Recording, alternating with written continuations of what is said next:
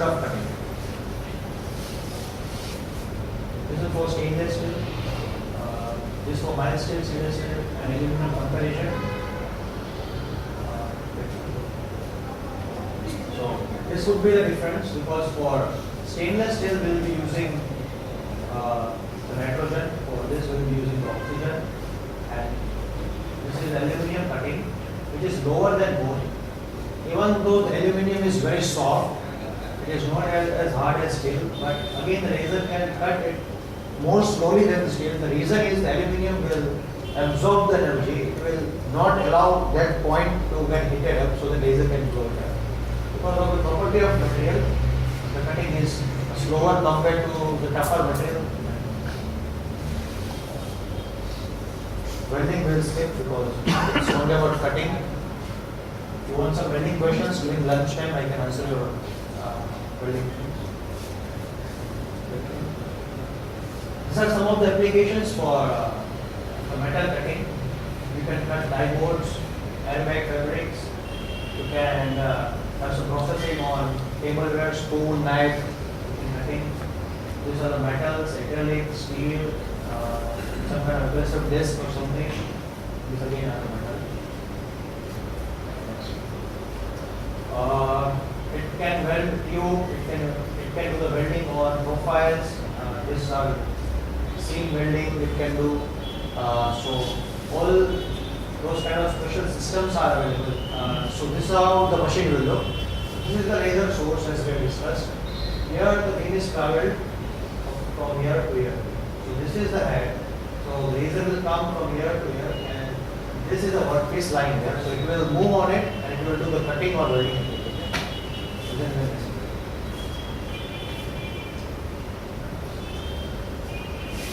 This all other components we can use by welding or some other applications. Right, so not here this is the weld. See, up to 10 mm, this would be the weld profile. On the top, they would make it broad, but as it goes down, the laser energy or the power will go on decreasing, so that the weld will get narrow. This is without filler. Yeah, without filler. It will just melt the material and it will fuse the material actually. So in laser welding, you don't need any filler, so it is more clean than the conventional welding. So you just stick the material, you just give the energy, so it will melt and it will form the mold. It would be like the parent material. All the properties for this would be the same as parent material. Next. These are all the remote control welding. It is maximum used for automobile industry.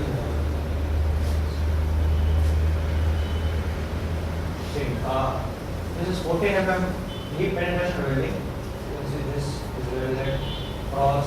This is welded 14 mm. This is how, if the size are uneven, we can do this.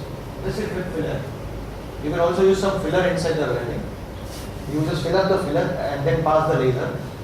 So it will melt the filler and it will form the welding. This is application for filler welding.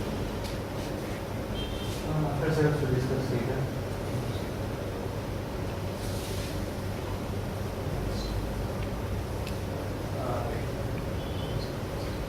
Now for CO2 laser, as we have discussed that we have a fast axial flow and we have a CO2 laser. Here there is no gas. Like this is the system for CO2. I will explain you. And this is the system for fast axial flow laser. So gas will keep on moving from here and here. So there is a turbine, there is a blower, there is a gas, there is a high maintenance required.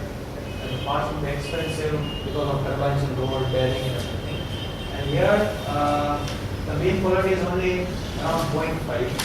Here the mean polarity is more than 0.9.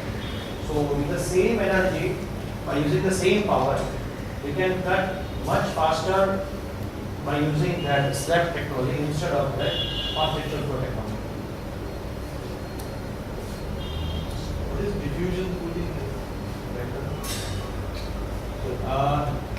Good. Yeah. Diffusion cooling. Here the heat would be generated. Like I have two slabs of copper with some distance of 1.5, 1.9 mm. Inside that, I'll pass the lasing gas. I'll pass the current. Now this slab of copper are very conductive. So the first of all it will act as electrode, and second it will absorb the heat, extra heat into it. The heat generated is because of the power that is lost during the generation of the laser. Thumb rule says that 10% of the power is the output of the input. Let's say if we input 1 kilowatt, the output would be 100. so that 900 is being converted into heat. That heat will have to be absorbed again by cooling water. That is why in a laser the chiller is required, what you were asking. So thumb rule is that if we say 900, so it is also almost 1 kilowatt. So whatever is the capacity of laser, same capacity chiller is also required. So in diffusion cooled, what we do is we absorb that heat from the gas in the slab itself. We don't take out that gas with the help of the turbine and then cool it and then again pump it. We have that, this is a patented technology from Waterjet. Inside the slab only we will pass on the cooling water. So heat exchanger effect takes inside the slab only. That is the principle which is working. Does this reduce the requirement of the power? No, power will be the same. No, means if we compare, and let us say if you compare, yes of course, because turbine will require some power. Because it will not move by its own, it requires power. And pumping requires gas suction, and pumping will require some power. In DC, we are not taking out power, so pumping suction, nothing is low power requirement. Secondly, also we are pulling it inside, so turbine is not there, so inside the second. Third is the efficiency is more. So let us say if for a particular thickness, if fast axial flow is 4 kilowatt, then DC would be 2.5 kilowatt.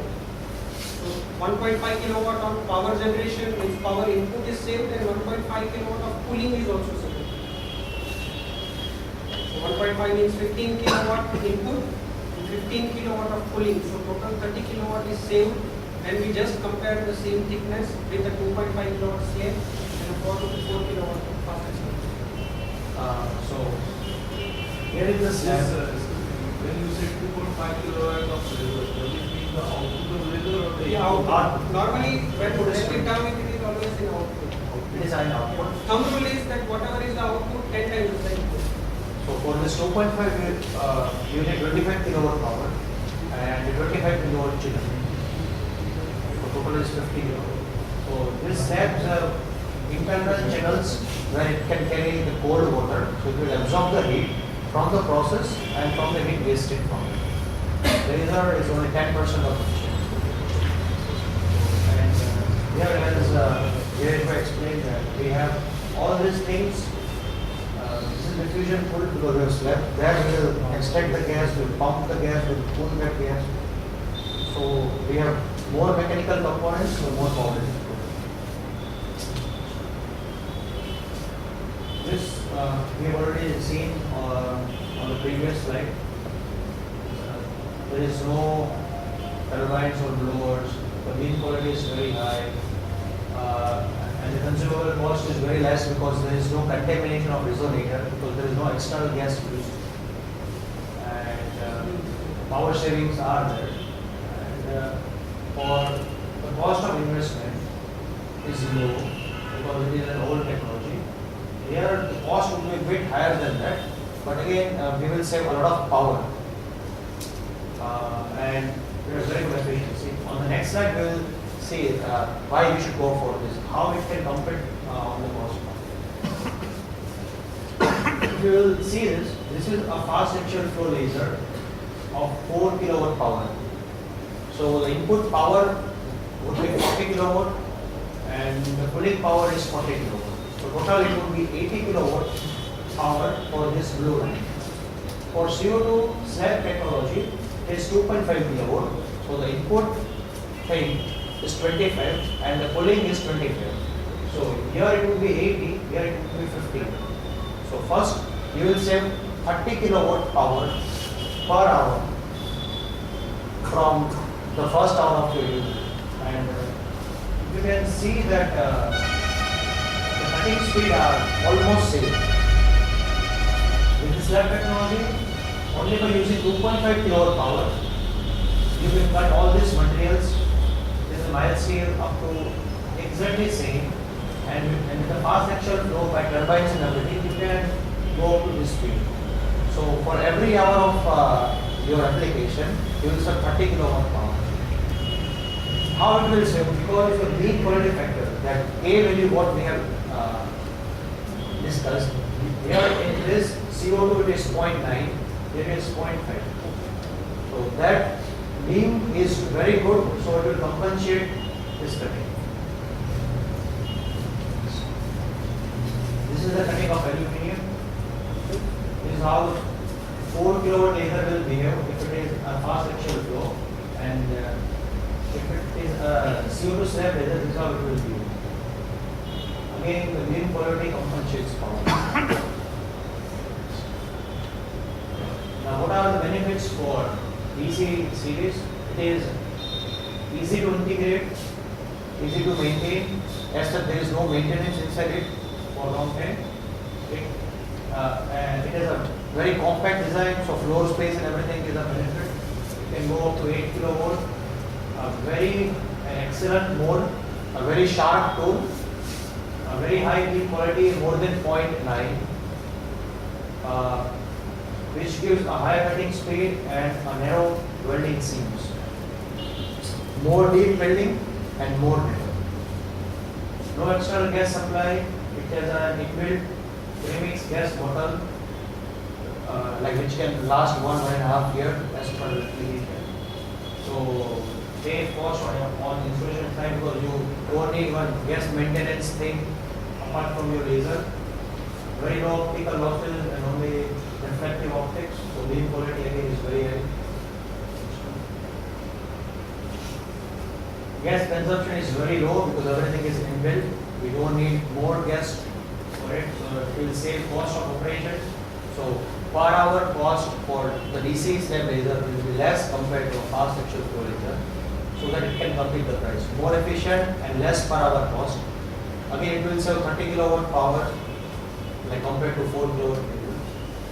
Low service and maintenance, because there is a very less downtime, full electronics, no mechanical components, so no maintenance. No gas flow, so no contamination in resonator optics, we already discussed. And it can go into standby mode and on and off the beam. So it will not consume the power if you are not using the lasers. It will just shut off. It is a kind of tube light, so you know, kind of say a bulb. So whenever it starts, it immediately gives you the effective cutting. Whereas in the fast axial flow, what happens is that you need some time for turbine to run, to cool the entire system, and then you can cut. Whereas in a slab laser, that is a major advantage. That is also mentioned that on and off is more. It is a very big factor. Let us say for a workshop, if on and off is not so high, of course that factor will be not that once in a morning time, you will need to wait for 10-15 minutes. Slab laser, even in morning, once you start,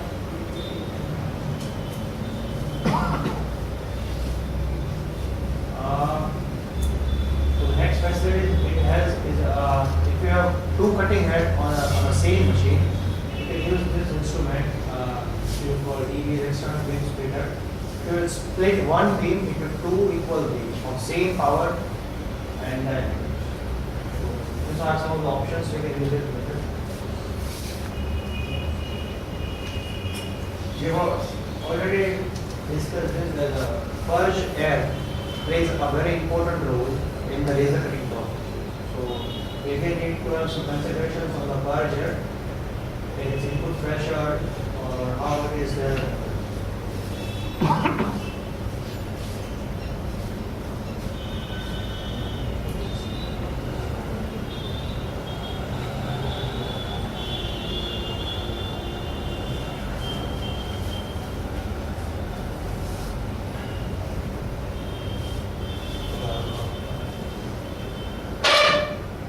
now we'll see some video for laser cutting application.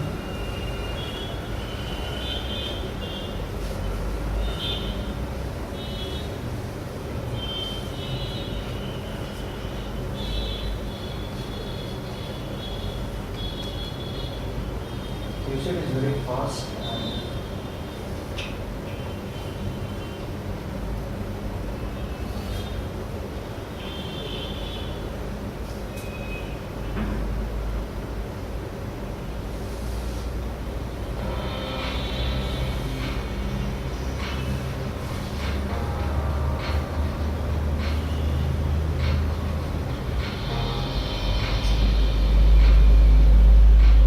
And this is the speed of lasers.